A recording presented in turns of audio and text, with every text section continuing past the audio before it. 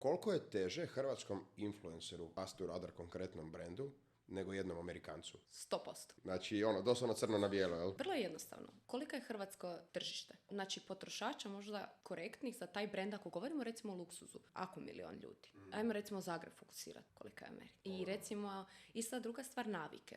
Ja se jako trudim nekako u svemu naći smisao i kakvu onako konkretnost i matematiku. Tako da, još uvijek nisam nekakve naše potrošačke navike su mi onako malo misterij i što zapravo nekako Hrvate generalno zanima. Amerikance je potpuno jasno.